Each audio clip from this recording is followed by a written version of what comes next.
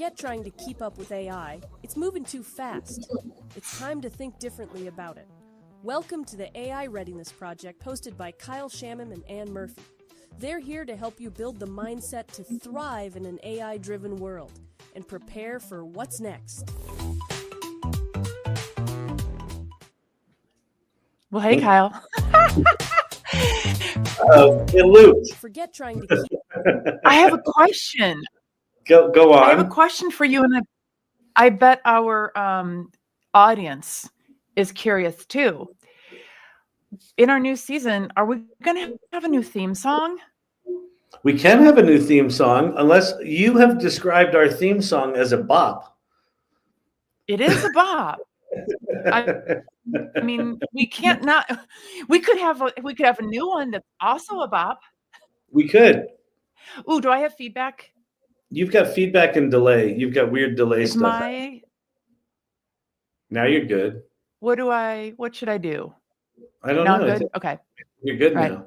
Your computer seems to do that thing where it freaks out a bit and you get delayed. Anyway, so here we are. We are wrapping up season 0. Now, I want to give a confession to you. I thought we were just doing a podcast, and then at one point you informed me that we were in season 0, and I have never in my life started something counting at 0, and so I did not know we were in season 0 the entire season 0. But now I'm excited to start season 1. Now it really starts. Now is when it starts. Can you explain yourself? What is your thinking on season 0? Well, I figured if we call it season 0, then no one will have set any expectations that it's like a real thing. So season 0 is an apology for our first season? The apology tour. It's the apology tour. Well, that's great. Okay, so this is good. And do you know how many episodes we had in season 0? It was a lot. It was more than 25, right? It was a lot. Oh yeah. I think it might be 30. Okay, yeah. So that's a lot. Most podcasts die before 10. I think the average is 9 episodes. So the fact that we did 30 is great. I'm assuming you're kind of like me with our neurospiciness, that my recollection of any conversation we had in those 30 things is essentially gone. So I know that you've got a cheat sheet there where you can remind us who we talked to. Yes. But before we dive into talking about like specific guests and things like that, I don't know. Why don't you and I just check in? Like, where are you right now? Like, where are you with AI and life and AI readiness? And you just did the Create conference, which is remarkable. And I just went to TED AI, which was remarkably disappointing. And Vanessa, who was at both of those, did a TikTok today talking about how one was, all about technology and one was about humans, and you were the human with that equation, or you're humans. How are you doing? Where are you 30 episodes in? I was kind of thinking about things in terms of how I feel about having a podcast 30 episodes later, and like, how do you remember why I have remember how when we started, I was like, oh, that's interesting because I've got the fancy mic, I've got a podcast coach, I've got 15 different brand ideas, all this stuff. But the one thing I didn't have was a fucking podcast. I do remember that. I had the podcaster shit and be like, oh, really? You need that? Okay, I'll be right back. I've got that. I've got all the things of a podcast, but I don't have a podcast because I did not feel like, I did not feel like I was worthy of having a podcast. I also recognize now that I had romanticized having a podcast in my brain quite a bit, and that there are podcasts and then there are podcasts, right? Like the people who are friends at the Daily AI Show doing a a morning show every single day, that's different, right? Like that just is totally remarkable. And then there's the people who have like editors and stuff. And then there's people who like just kind of have like, there's what's it called? Our friends at JellyPod, right? Now you can have a podcast that's all AI. Right. We're somewhere in the middle, like we're clearly not overproduced, but we're also not just rolling it, right? And while no, this is where we just talked about this. We don't diminish. It's like the Nike this is swoosh. A compliment, right? Yeah.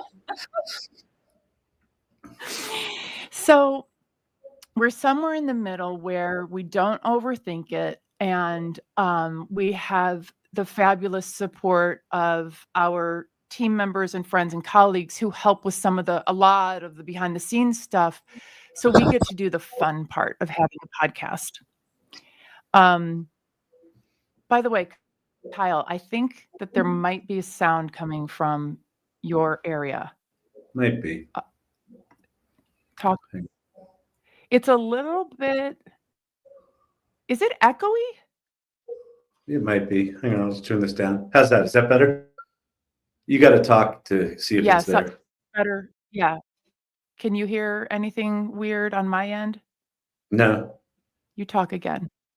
Hello, hello, hello. All good? I think it's good, but it was weird. I was like getting both of our voices were coming back to me. Oh. Should we start over? No. We're live. Just cut this part out? No, we're live. We're live right now? Yeah. Kyle. I thought we were recording. No, oh my God, are there people here? There were two. There's one now.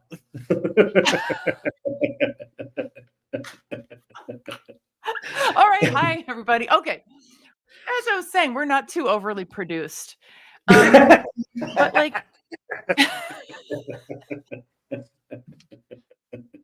that's awesome. Here's the thing about having a go ahead. Well, no, finish your thought because I have some thoughts.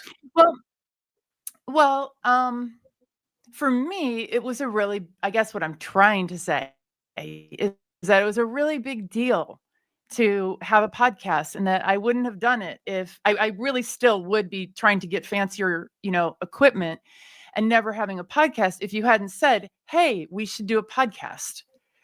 I'm so glad that you did. Oh, thank you. Well, I'm so glad I did too. I think the world of you. It's funny when you were talking about, sort of where we live in the podcast world. In a lot of ways, how I think about this is not as a podcast, but as a conversation. And, if you think about the things that we've done together, GPT for Good, Festivus last year, we're getting ready to do Festivus this year. We've got our communities, which are these independent communities, but we have a lot of overlap. We have a lot of members that are both, or we're in this one and are now in that one, and vice versa. And the thing that I'm most interested in my life right now is having conversations around this stuff. So for me, this podcast actually just feels like an extension of what we're already doing, and what I think is important, right? Because in the AI Salon, we're kicking off this idea of we're calling it the AI Salon Mastermind Practice. But the idea is we want to help people design a daily practice around using AI. And we kicked it off at we had our monthly Salon Presents meeting last night, and we kicked off this idea of a practice. And Liz Miller-Gershfeld, who was kind of her idea, and we've put it into a framework, and she talked about how she does it, and I talked about how I feel like I'm an accidental I have an accidental AI practice. And what I realized last night is, I show up to my AI lives night after night, which is kind of like a practice. But what I realized, it's more like a habit. Yeah. There's a difference between a habit where you just do something rotely and a practice where you do something with intention. And I had committed to just showing up, but I'm not necessarily regularly present with what's my intention, what am I trying to accomplish. And I think I started the AI salon in a similar sort of vein where like it just felt important for me to start it. And what you and I were talking about before we went live was this idea of, you said it to me, you said, I think we've created something with these communities that there's something bigger going on here that we don't quite know what it is. And I think there might be something around this where both of our communities, and I think you and I as individuals, have gotten to this place where it's time to shift gears. That we've done the work of birthing these things that we've created, this podcast and Festivus and She Leads and your Create conference, and I'm doing a residency in 2026. Like we're birthing all of these elements, but what they all have in common is people connecting, right? Yep. I think that AI Readiness Project 2.0 starts to look like, well, what's our intentionality? Like, what do we want to do, as opposed to just starting these things, just saying, I have an instinct I should put energy over here. That we actually go, now that we've created these things that have all this energy and are literally changing people's lives, what do we want that to be, and what's our intentionality? And so I think for me, season 1, and I think version 2.0 of our communities and of all these properties we've created, starts to just feel like we've got more clear intentions about what we want, and what we provide, and what maybe it's even what purpose we serve, and what purpose this podcast serves and our community serve. I don't know. I don't have the answer, but it feels like we're in right now we're in this liminal state between what was and 2026 feels like it's like a new beginning. You said that earlier. Absolutely. For some reason, November and December seem like this liminal phase for me of just, I'm not in 2025 really anymore, because 2025 for me was all about trying all the things. And I did that. And I don't want to throw spaghetti at the wall anymore, because I don't need to. That's not my intention, right? Like, I have already done that part. And now I want to really shape and mold and nurture on the foundation that's already built. That is so incredibly special and unique, and deserves the slower thinking and slower decision making and slightly slower action that we can make now, because we've gone this far so quickly. I mean, 10 months for She Leads AI, 10 months since Festivus last year. Yeah. That is crazy. Is that when you kicked off She Leads? That's when we launched our membership. Yep. On December 26th, 2025. Well, you've done a hell of a job, because it feels like it's 2 or 3 years old to me. That's really cool. Yeah. That's really cool. Yeah. Yeah. So now we do me a favor. Tell me, share with me, because we're going to do something in 2026 with the salon, with in-person meetings, and we've actually secured a space here in Denver. AI Salon's going to have an actual physical home. We might do one in New York. What? Yeah, I'm super excited about it. When are you going to tell me this? Well, I haven't quite figured it out yet. It's in place, but I haven't quite figured out what I want to do with it. So once I figure it out, I'll let you know. But you just did Create, right? You just did this Create conference, and you've got your virtual version of it coming up, because a lot of people couldn't come in because of situations. But talk to me about your experience with Create. And I know that there was a lot of bonding and a lot of really special stuff, but just in the context of AI readiness, like, what were the themes what was your experience of to the extent that you could be present to it because you were hosting it, and probably like with your hair on fire. What was your experience of Create? What were some of the themes that came out of that have stuck with you now that you're kind of 2 weeks out from it?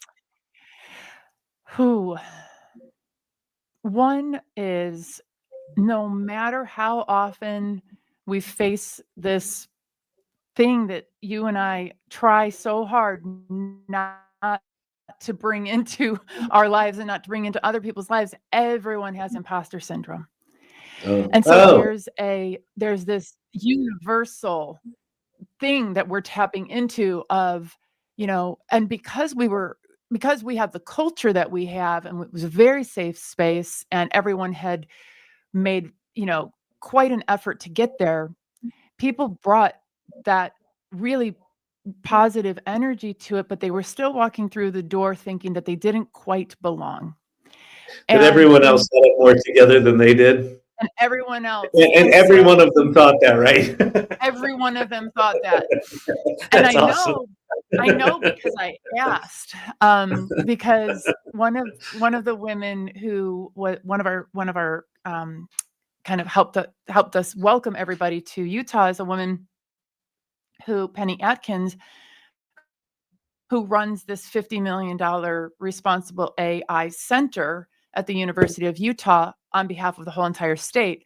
And she was remarking on how she was a little bit nervous to come here today because she felt like everyone else really understands this whole AI thing. Keep in mind, she's also an academic scholar with many refereed journal articles on the topic. And she's saying, and she wasn't putting on airs or anything. She was genuinely saying, I was kind of nervous coming in here because I figured that everybody else is so much better at this than me, and they know more things than me and all this stuff. And I said, hold on.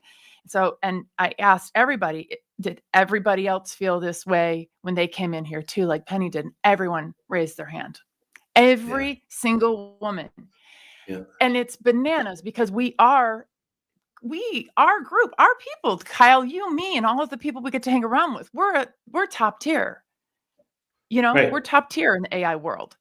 Well, we're top tier. And I think to your point, if you ask everyone to a person, with maybe one or two exceptions of, some people who, have healthy egos, I think to a person, they would basically say, I don't know anything. I don't know anything. I kind of feel like at this point, we've forgotten more than we've learned, right? Because things are moving so fast. But what I know has stuck with me, what I have absolutely lost is the specific skills of how to use this tool or that tool or that tool. Mm-hmm. But what stuck with me is the kind of nimbleness of I'll figure it out. Like I'll figure it out along the way. Kelly Camp at the when she was talking about her daily practice, she had talked about she started her AI agency the week ChatGPT started. And she said for the first year and a half of that, she was like anxious all the time because she was trying to keep up with everything. And I was encouraging that. I was trying to keep up with everything. I was modeling, like, keep up with all these tools. We'll learn all of them and everything they can do. And I was pretty good at it for a while there. And then it just passed me, right? I'm not worthy. Come on, get over it, said Kevin Clark. That's awesome. I'm not worthy. Oh, is Kevin here? Hi, Kevin. Yeah, Kevin's here. That's awesome. So, but what Kelly was saying is that it took her a while to transition, but she's in this place now where she's kind of got this calm, which is she can now just talk to people about what's going on with them, and she trusts that she knows enough about how to adapt to AI into the situation where she'll figure the AI part out. So she's not feeling that frenetic need to keep up with the tools. She's now kind of settled into, okay, I've got a confidence. I'll deal with that when I need to. But what I can be right now is just listen to the person I'm interacting with. And that to me feels evolutionary. And I think in our community, like the through line through the people that talked last night about their practice, there was kind of a calm to it, that they're doing their thing. They have an idea, they put it in practice, they've got systems to organize their assets. Like it wasn't this panic to use all the tools, to feed all the tools. So that to me feels maybe that's how we enter 2026, is with a confidence to say, we'll figure the tech stuff out. We just need to figure, maybe what it is we need to figure out what we want. And I think this is the intentionality thing, right? What do you want for She Leads? What do I want for the salon? What do we want for ourselves personally? Yeah. Figure that out and get clear on that. And then all the other stuff will follow. You know, when we first started saying it's not about the tools, I was kind of like, yeah, but we really know it's about the tools. Like, you were just going along with me. Yeah, like, this is the conceit. This is the conceit of the show or of the month or of the week or whatever. So it took me a while to get there. I think in part because it's really it's very challenging for me to know all the tools. Like I was doing the Kelly Camp thing too. I think we, a bunch of us were in that mode. Yeah, for sure. And now there've been enough occasions to figure out what the tool might be that I know now, a couple of years later, that I'll figure out what the tool is. Yeah. Well, and I think the tools have gotten good enough. Like it really was in the early days, it really was, of these 7 tools, one of them is the best tool, right? And you kind of had to know which one was the one that was the least janky. Right. Now I kind of feel like all of the tools are good to whatever degree. Like, and so like we know that if we need something with analyzing text, there's 6 different things we can go to. It doesn't really matter. It doesn't really matter, especially if you don't know what the hell you're actually what you want out of the project. If you don't know what you want, you really don't even need to be like nerding out about the tools, because you're just going to be chasing shiny objects. It's that thing of before we start, and I haven't learned enough about the concept of the AI practice, so I'm catching up to where you guys are. But if you think about how a regular practice is, you wouldn't do a training plan is metered out over time. It's not learn everything, do everything, learn all the skills at once, because you would burn out and you would not be able to continue doing it. So this, I think your body would just reject it. Yeah, that's really good. Exactly. We were kind of binging.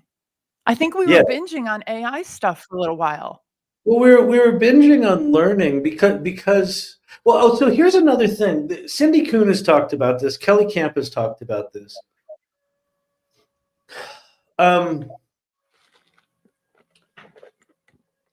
The things that you and I and everyone in our community, I see Gareth here and Kevin Clark here, the things that we think are just absolutely obvious, that you can sit down at ChatGPT and have it write a LinkedIn post for you.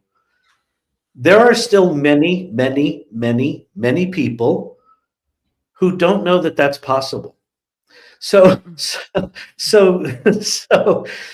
sometimes interacting, with a new client or someone who's new to AI, we don't have to know shit. Like the stuff that we take for granted is just mind blowing to someone who hasn't done anything, right? So I think there's something that part of our role is just being in a calm place and being in a place where we can actually listen to whoever we're talking to and just try to understand where they are, what they want to accomplish, right? And just have the trust that we'll figure this other stuff out. So I just had a little epiphany that the new brave thing that I'm going to do, that I'm committing to, is that I want to speak to people 100% where they are. Yeah. Without the narrative in the back of my mind that says, yeah, but the smart people won't think you're smart if you don't say all the fancy words. Or if you don't do all the fancy in reality, stuff, yeah. Right. If you don't do it, those smart people, well, guess what? Those people, like our peers are not my clients. We forget that. In my case, all of my clients, not a single one of them would benefit if I went and learned automations. It would not bring them one single benefit to their lives if I went off in a corner and learned how to be the greatest AI video maker. If I had fun doing it or whatever, that's separate. But for me to seek out things just for some kind of like a chip or a notch in my belt or something versus how can I actually be useful to people? That's what I want to do. That's what I want to be. I think that's huge. I'm not going to say the person's name because I want to respect their privacy, but I know someone, a good friend of mine, who spent many, many years securing a building and creating a building in New York City, and getting an AI supercomputer built, with the intent of helping nonprofits and foundations train their own models on their own data. Oh, wow. Really, really ambitious, really amazing thing. And I talked to him about 6 months ago, and I said, "How's it going?"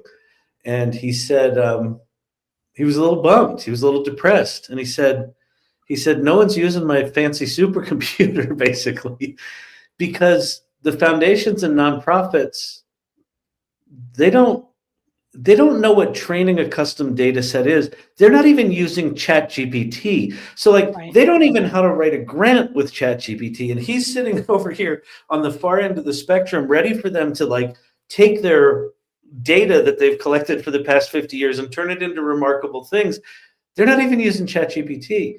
So I think to your point about being where people are, I think it's really important because we sit in this weird, unique position of knowing that far goalpost is there today. We can run out there if you're ready for it, but we might just be ready for, can we just make an email easier to write? Right. That might be enough for 3 months. Right? That might be enough for 3 months. Well, and here's how I can prove it. This is what Kevin Clark said about AI, is a confidence delivery system. I love that. Confidence delivery system. Yes. So thank you for saying that, Kevin, because I'm so gratified that you said that, because I was talking to somebody about this the other day and I was like, but you don't understand how important it is, particularly with women, to be able to work through an idea. In safety, in security, without retribution, with a nobody, with a or without mansplaining. What Anne meant to say. What Anne meant to say. And that it gives us in many ways, it's not about, it's like if you could go eat Dots or Junior Mints and get this kind of confidence from that, cool. It just happens to be talking to ChatGPT and working through a problem. Now you have this new kind of confidence. That's not the thing that Sam Altman is out here talking about, or Elon Musk, or all of them. They don't give a shit about that, but my clients do. Yep. The people who I work with on a daily basis care that they can practice for a conversation with a donor or for an almost impossible conversation with their boss. That's what matters to people. So I have really struggled between trying to keep up with my peers and also just speak to my clients, my people where they are. And I'm going to go with the latter for a while now. Yeah, it's good. This thing that Gareth said, I have a friend say to me today who's new to AI, the more I embrace AI, the more I'm thinking differently about how I leverage it.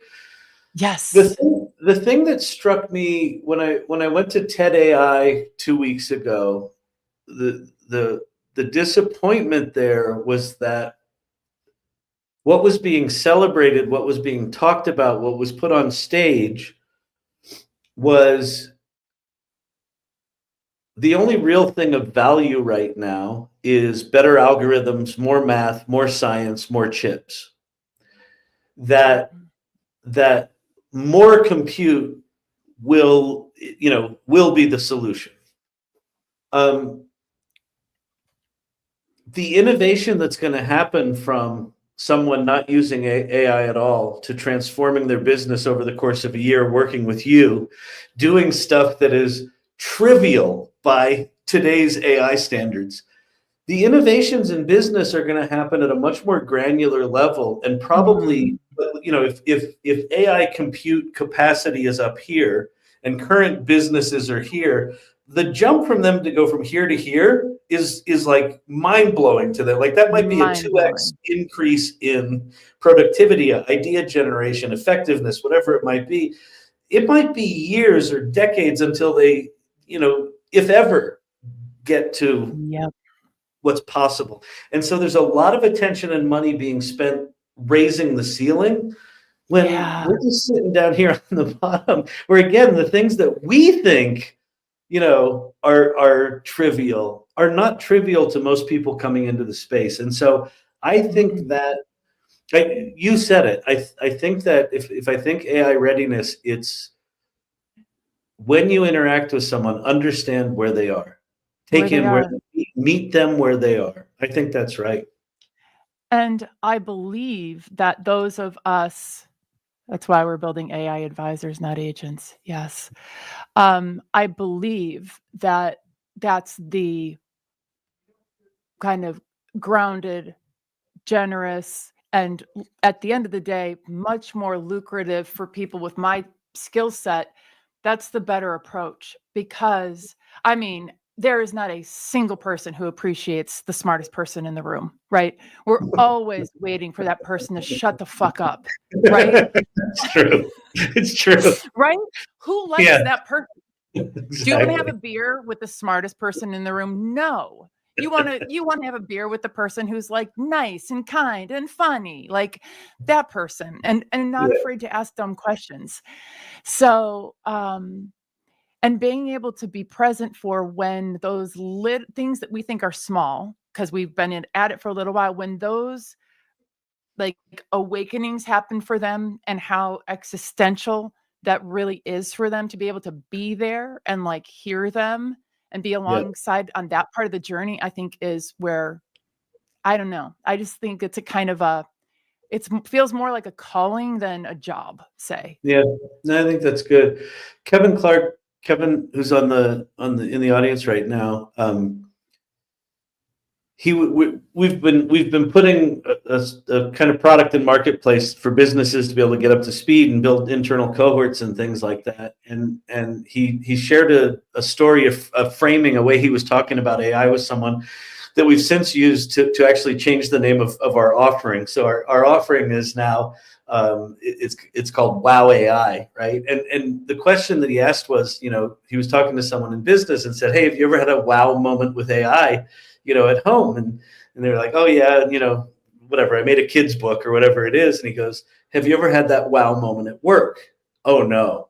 Like the answer is always there's no wow moment at work. But there's if we're just over experimenting or our kid shows us something, we can have a wow moment over here, but that is much harder to discover in the workplace. And why is that? Well, maybe people aren't allowed to use AI, or maybe they're sitting off in the corners just experimenting with it, or maybe everyone's just too focused on efficiency to really discover those wow moments in business, right? And so how do we discover those? And again, I think that's where thoughtful people that can understand where someone is and then say, "Hey, so what you said you wanted was X, and here's how we would do X. But you know what else is possible? Let me show you this thing over here that might be like one little step over." And you show them that, and they're like, "Wow!" Right? Like, can we provide wow moments? Maybe we become a bridge, because they don't need to jump immediately to the most capable thing. Like they need to understand where they are now and how they kind of level up in an incremental way. Absolutely. Absolutely. And making the space for those increments. Like one of the things that I took for granted the fastest of all of the tools were AI meeting recorders. They came on the scene. I tried every single one of them out. We chose the one we liked, and then we basically, built the rest of our world around recording our conversations. And then everything just started working really well. And I thought that everybody had already had that transition, specifically with meeting recorders. So, but still, all this time later, that's really, people would be happy in working with me if we talked about just meeting recorders for a week. Yeah. Like that really would make people feel like they've accomplished something. Coming up with those moments that make people feel that dopamine rush at work, within their work, would be such a gift, because it would mean that we now have a work life that is worthy of wow moments. Yeah. Right? How sad is it? How sad is it? Well, yeah, that's a whole other thing. But that's a whole other story. Yeah, that's a whole other thing. Well, I'll tell you one that happened today. So, as you probably know, Brandon within the salon community, he's going to produce Festivus, and he's a producer of my life. He built this custom GPT for people to find food if they get cut off from SNAP benefits. And he talked about it on the live, and he talked about how compassionate it was and things like that. And sort of word got out that he had built this thing. And one of the people that we know, that you and I both know, who's got, big connections with, people in the world, said, "Oh my God, this is amazing. We've got to get word out. We've got to get articles written about this." And he got really excited. And then I was on a call today, and Daisy Thomas was on there, and she was really excited about Brandon's thing. And she said she went into Brandon's tool and was able to create a shopping list for a nutrient-rich 21-day meal plan of food for $125 in his thing. And she said she was blown away that she was able to do it. And it did this really remarkable thing. And it wasn't just food for $100. It was nutrient-rich, nutrient-dense food, right? That would really sustain a family for $125. And what struck me in that was Brandon getting his custom GPT talked about is one thing, but like someone like Daisy knowing that she could go into that and get that kind of result out of it. Most people are going to go in there and not know what to do with the custom GPT. So I feel like there's this whole string of wow moments that can happen from even a simple little thing. Like I took a data source, put it into a custom GPT, and made it compassionate. Well, there's all sorts of ripples that can come out of that if you've got people interacting with it that have got AI readiness. Right?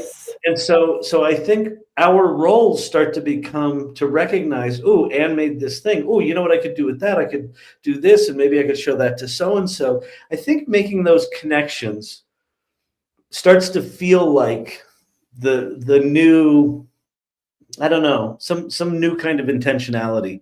It's not just about learning to build the thing. It's about, now that things are built, like in Content Evolution, we've got these digital advisors, and we're putting together a project that's like, okay, if you're overwhelmed with information, here are the 17 steps that you need to do. That in the middle of it is this thing that we've built, but we're giving them we're sort of spoon feeding them just all sorts of tactical little steps along the way. So they don't have to figure it out. They can just use it. To learn, what is it for? Are you learning something when you're doing it? In the system that we're putting together, it's we call it the information overwhelm protocol, where because of AI, right? It used to be if you were an executive, people would give you a PowerPoint, or they'd give you a 4-page report, or whatever they put together. Well, now everyone's giving you 45-page reports that they wrote with ChatGPT. So everyone is inundated with too much information.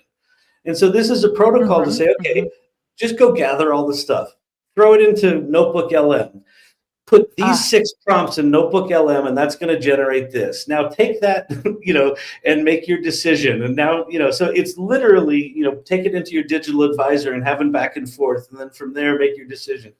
So it's literally just saying, here are how to use a series of tools that feel familiar to what you already do, but really allow you to do it at a much higher level because it's got this AI stuff infused into it.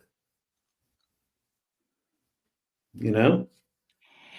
It's the thing is like, we need that tool to get people to use that tool. There's still something missing, right?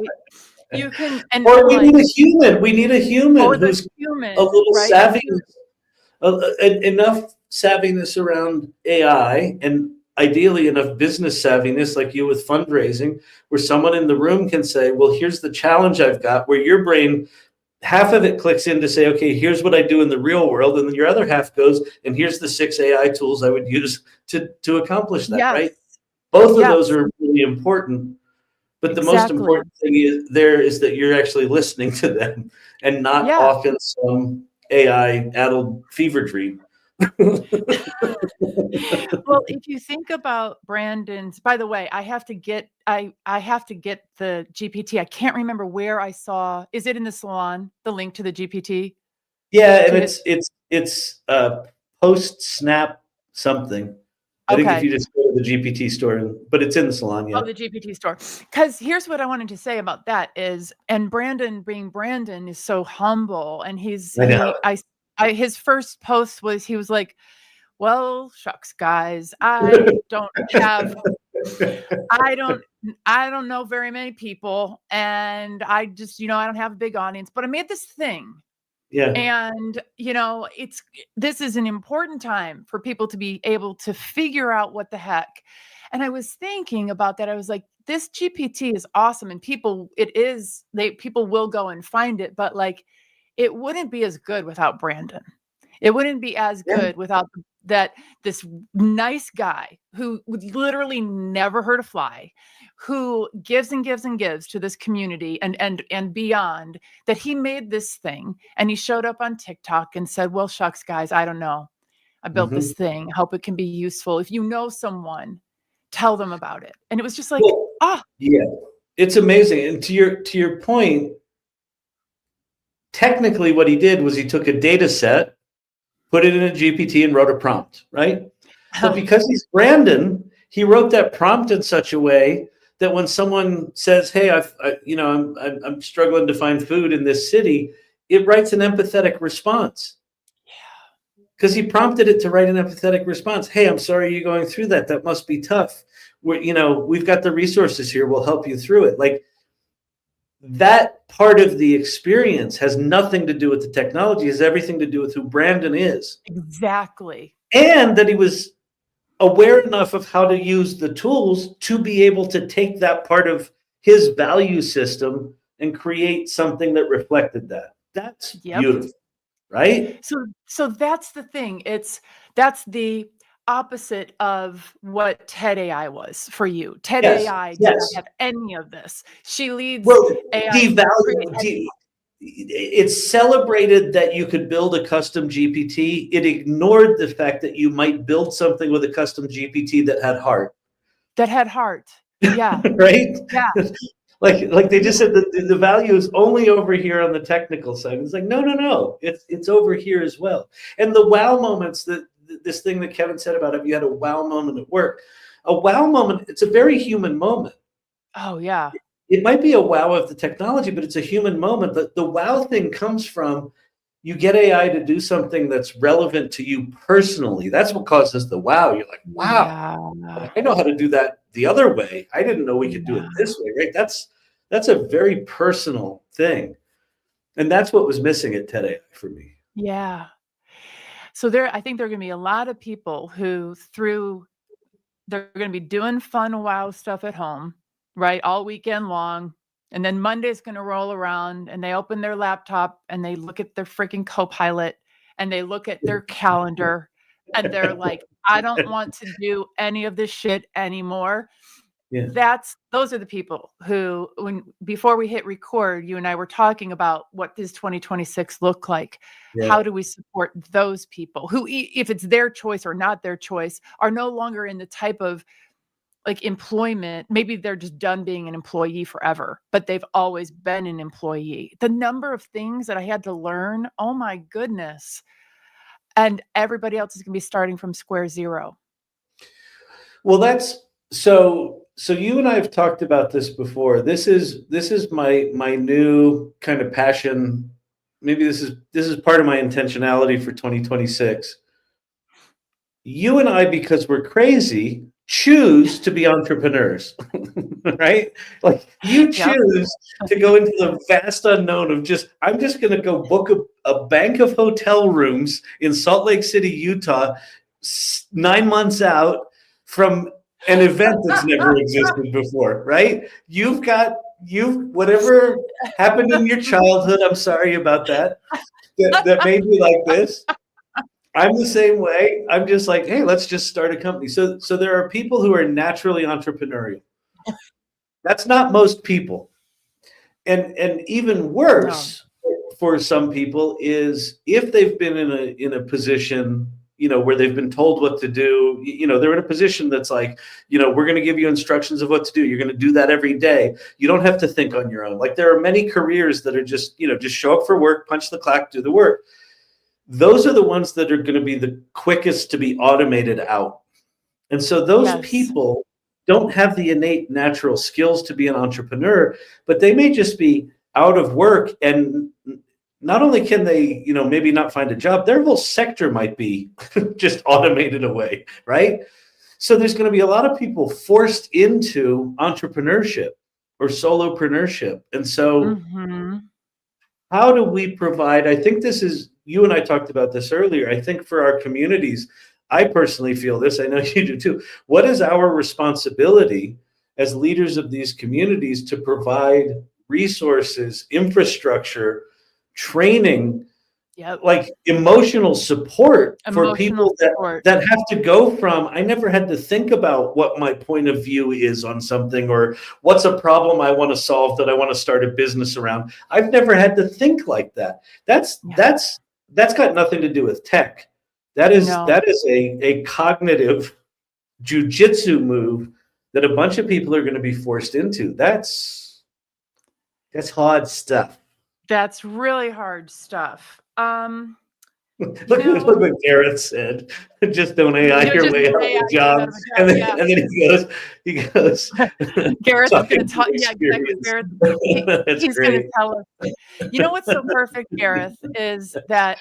So Gareth, I'll DM you after this, but we might have to move you to another weekend. But I want to tell you why this is for the audience as well, not just between me and Gareth. So what's so cool about if we do our 3 interviews that we have set up for Sunday, Kyle, one would be a woman who is Trudy Armand. Her like new branding is she is your income resilience bestie. So her thing is every day, what have you done for your income resilience today? Because none of us, right? If you think you just have your main job and a side hustle, maybe you need a third one, right? Because we're all running around like this. But the juxtaposition of Trudy and Gareth, it's just too perfect. Gareth AIing his way out of a job, and her saying, "Here's how all of a sudden you're no longer an employee, and you never have to had to worry about where the paper clips come from." Right. Or whatever you're using. Yeah. I just love it. Yeah. Question, did you want to talk about some of the people that we've talked to over the course of this season? Well, we only have 8 minutes left. We have 8 minutes. So how about if I just say a few names? Beautiful. Okay. Say the name and kind of if there's anything you have there about either what we talked about or what was a highlight from what they said. Okay. All right. So hold on. Everybody just calm down. All right. So let's see. Well, we had Jennifer Hufnagel. I missed that one. Jennifer is the educator. And she is very strict about people and data privacy and security. Force of nature. Love her. Force of nature and data privacy and security. One of the things that came up regularly over the course of season 0, the last 30 episodes of this podcast, was the concept of professionalizing AI. That there's playing with it is fun, learning it is fun, but if you're going to do this in a business context, in fact, the call that I took from my co-founder when I was talking to you earlier was around data privacy and things like that. So as you learn to do this, understanding that you've potentially got liability risks, your customer potentially has liability risks, and you should understand what those are, and you should agree with them. Just professionalizing your AI practice that's something we're all going to have to deal with, especially if we're getting paid for it. Back to the financial resilience piece.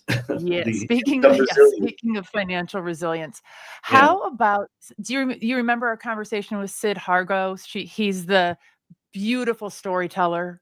Yeah, he's amazing. Beautiful storyteller. And like so many people who we get to hang around with, we're catching him right in the middle of like a pivot in his life. And it's been such a delight to watch him do that. And he learned, so he went to Festivus last year. Oh, that's right. Yeah. AI. Yeah. Ended up being one of Kimberly Offord's students, learned how to make AI videos, and that just translated into a whole new shift in his life. Yeah. Yeah, we had Kimberly Offord on, talking about, making beautiful films for Grammy award-winning musicians, and we had Joy Purdy on, was our first guest. Who was our first. She was our first guest, and she's another one, and who, she was a 30-year sleep technician who discovered AI filmmaking. And the minute she discovered it, she realized, oh, all my life I've had these stories I've wanted to tell. So it's like she's a person that has literally been waiting her whole life for something to happen technologically that freed up her desire to express herself in a particular way. Like I find that remarkable. Absolutely. And those stories are crazy. Can you imagine, like, for us to be able to learn what was there that now can be liberated? People can say whatever they want about all of the horrible things about AI. I do understand all of that, and I feel all of it, and they're not wrong. And also the opportunity for us to actually know each other in ways that we have never been able to before, because our ability to communicate had been suppressed and now is less so. The Joy Purdys of the world and this being sleep technicians in a little room in the back of a hospital, they need to be out. Joy's coming out. Yeah, no, it's good. Do you remember Sam Swain and Kristen Steele? Kristen was the one who was like, they were great. Right. So she was very anti, and then we had good conversations about AI, and now she's using AI. We wanted to have some people who were kind of like converts a little bit. Of course, Sunday Williams. What I appreciated about her is her willingness to be in the conversation and not just be so closed off. We're in a time, because of the politics of the day, where if you have an opposing opinion with someone, it's like, well, then they're awful and you're great. It's just like, right? And with this AI stuff, it can be very polarizing. So to be in a conversation with someone who said, here's what I don't like about it. And the fact that she was willing to be in that conversation and actually hear some of the things it made possible that didn't make all of the stuff she didn't like right. Like all the stuff that she was talking about, we actually agreed, yeah, that's crappy. Yeah. And there's this other way you can think about it. And she was willing to hear that. And I thought that was quite evolved, but it was very refreshing.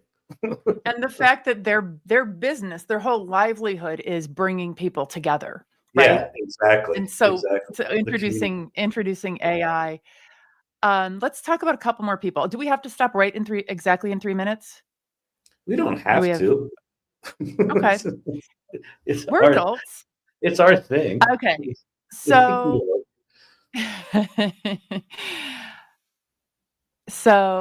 She said, so Sunday said her real tipping point came with generative AI. It changed the trajectory of my life. It was everything.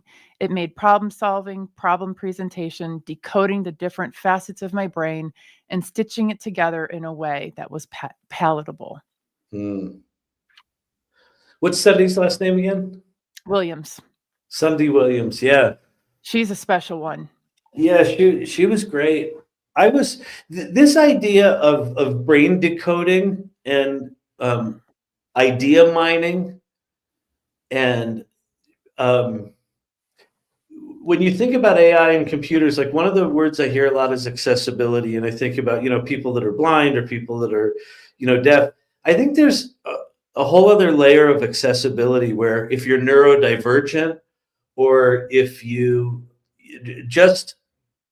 maybe haven't had the capacity or the technical skills to be able to articulate ideas really clearly, and now that you can, I think AI as an accessibility tool is not just for handicapped people, right? Or whatever. I don't know what the politically correct term is.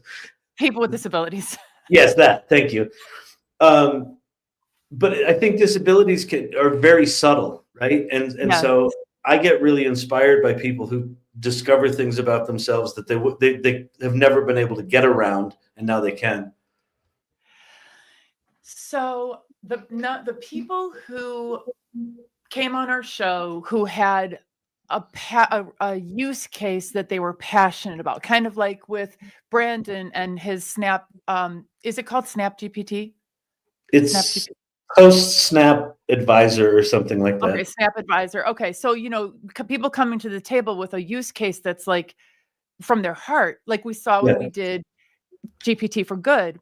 So you remember Lou and Amber Trivedi with they have their company is making I want to say it's like a life/career choice gamified platform so that kids can go through the like what color is your parachute kind of phase of life. Oh, yeah. And listen to what Mai said about what's your definition of AI readiness. She said, I take it from a change readiness perspective. We're all on the adoption curve, some early, some waiting to see. Readiness means knowing where you are, then helping others along the curve. We missed the mark with the internet and social media. Let's get this one right. AI readiness is about adopting it yourself and bringing others with you. Wow. Yeah, that's really good. She and her besties, they left the company they were working for and created their own. Yeah. I just got a LinkedIn invite from some friends that are like, we should start an agency. I'm like, yeah, people are going to start doing interesting things. By the way, Brandon's GPT is called Help After Snap. Oh, Help After Snap. Okay. Help After Snap. Thank you. I don't like it when I can't see the comments and you can. You're keeping all the goodies to yourself here. Yes, Gareth agrees. So Vanessa, you know what? I should have asked you who this came from. You will know. So Vanessa said that this is Vanessa Chang, who we all just are in love with her, and we want to see nothing but more of her in 2026. Don't default to the language of AI or nothing. We get to decide. We are the ones that are human-centered. Businesses have power, but they're selling to us. Don't forget your agency in this. Well, that's square down the pipe of creating a daily practice with AI that we're working on in the salon right now. Exactly. Is how do you, as I'm experiencing this with people, and especially people that are resisting AI, one of the common themes is they're treating AI like a competitor, or like something that they need to defend themselves against, as opposed to treating AI like an amplifier. So if you put AI in front of you like it's this thing you have to battle, then you're constantly battling this thing that's smarter than you, and that can't be pleasant. But if you say, I'm leading, I'm going to lead with my ideas, with my values, with my agency, and then I'm going to bring in AI to support that and amplify that. Great. right? Yeah, Then exactly. that feels right to me. Well, and the pieces and parts that I'm not reading are all there. I mean, this has come up in almost every single one of these. So like Tam Wynn talked about, start with a problem you already have and try to apply AI to that. Context, da, da, da. You can have a mediocre prompt as long as you feed it the right information. I think of it like she's talking about the intern. What do you need to know about your business to succeed? So it's not about the tool. Not about the tool.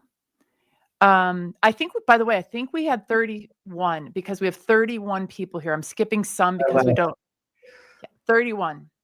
Oh, Mr. K. Oh yeah, Mr. K. So Mr. K just got his dream job. Did you hear this? Yeah, No. he's like the AI advisor for his whole school district. They're like the tech advisor for his whole school. They put him in a position where he can actually affect the change that he was struggling against. So he's super excited about that. Why don't we do this? Why don't we wrap up and tell me what you're most excited about for season 1? What am I most excited about?